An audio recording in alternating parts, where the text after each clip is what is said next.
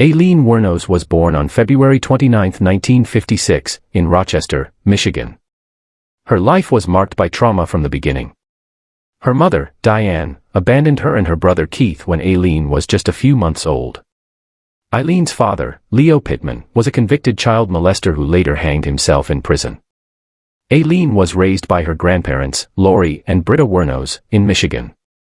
However, her grandfather was physically and emotionally abusive, while her grandmother was often drunk and neglectful.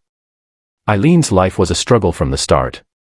As a teenager, Aileen turned to a life on the streets, engaging in sex work and struggling with addiction.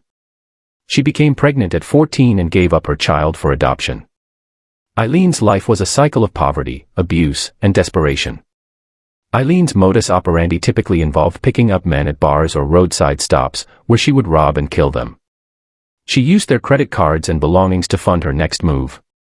However, her crimes were eventually linked through forensic evidence and eyewitness testimony.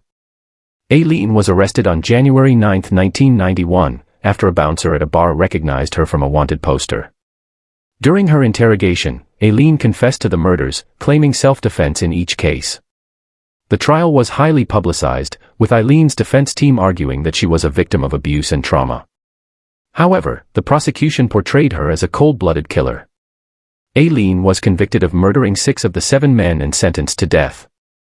Aileen spent over a decade on death row, during which time she became a born-again Christian and advocated for women's rights. She was interviewed by the documentary filmmaker Nick Broomfield, who humanized her story and sparked public debate about her guilt and motivations. On October 9, 2002, Aileen Wuornos was executed by lethal injection at the Florida State Prison. Her case continues to fascinate and horrify people to this day, raising questions about the nature of trauma, victimhood, and the human capacity for violence. Aileen's story serves as a reminder of the complexities of human nature and the devastating consequences of untreated trauma and abuse.